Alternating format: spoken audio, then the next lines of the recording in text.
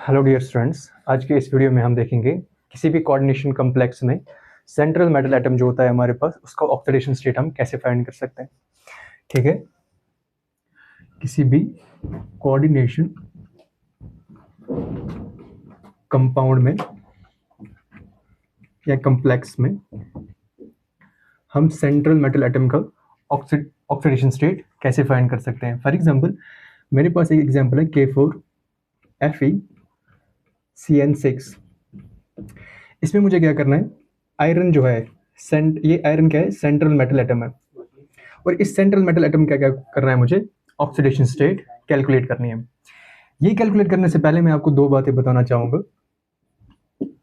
Number first is, अगर मेरे पास कोई न्यूट्रल मॉलिक्यूल होता है, न्यूट्रल मॉलिक्यूल होता है,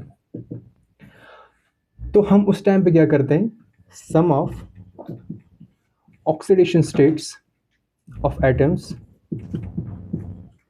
0 के बराबर करते हैं।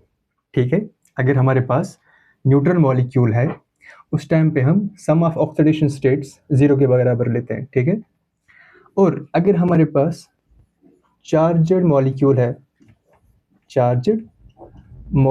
है, अगर हमारे पास चार्जड मॉलिक्यूल है तो उस टाइम पे क्या करते हैं, हम sum of oxidation states of atoms charge के बराबर लेते हैं। अगर पॉजिटिव चार्ज है तो पॉजिटिव में लेंगे, अगर नेगेटिव चार्ज है तो नेगेटिव में लेंगे। ठीक है, अब ये एग्जांपल लेते हैं, K4FeCN6। अब इसमें मुझे क्या करना है, आयरन का ऑक्सीडेशन स्टेट कैलकुलेट करना है। ये मैं ऐसे भी लिख सकता हूँ, ये जब ब्रेक होगा, ये किस में ब्रेक होगा, 4K पॉजिटिव में और FeCN6 4 नेगेटिव में। अच्छा, इसके ऊपर ये 4 कैसे आ गया, अगर किसी को ये पता नहीं है तो ऐसे याद रखना है। फॉर एग्जांपल, अगर हमारे पास AXBY कोई मॉलिक्यूल है और ये जो ब्रेक होता है, तो ब्रेक होने के बाद किस पे क्या चार्ज आता है वो अगर समझ नहीं आता है तो इससे समझ आएगा। ठीक है, अगर फॉर एग्जांपल A का जो बेस है दैट्स X, तो X A में ब्रेक होगा, और जो Y का बेस है वो इस पे चार्ज आएगा प्लस Y।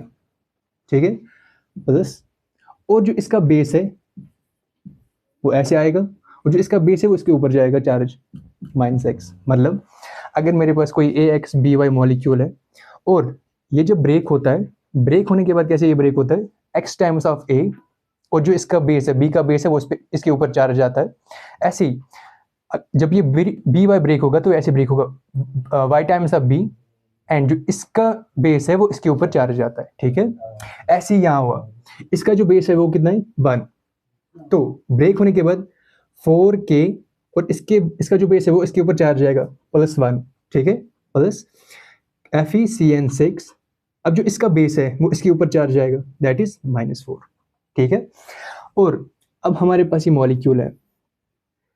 अब इस मॉलिक्यूल में क्या कर रहा है, हमें आयरन का ऑक्सीडेशन स्टेट कैलकुलेट करना है, और हमें पता है ये चार्जड है। ठीक है, तो हम सम ऑफ ऑक्सीडेशन स्टेट्स किसके बराबर लेंगे, चार्ज के बराबर लेंगे। दैट इज, जिसका हमें ऑक्सीडेशन स्टेट निकालना होगा उसका हम X एज्यूम करते हैं। ठीक है, और +6, और साइनाइड का जो ऑक्सीडेशन स्टेट होता है दैट इज -1। एक साइनाइड का -1 है और 6 का कितना होगा, 6 × -1 इज इक्वल टू चार्ज किसके बराबर है, -4 के बराबर है। So X -6 is equal to -4, that's X is equal to -4 + 6, that is equal to X is equal to +2। That means इस कोऑर्डिनेशन कंपाउंड में जो हमारा आयरन है वो Fe +2 की फॉर्म में।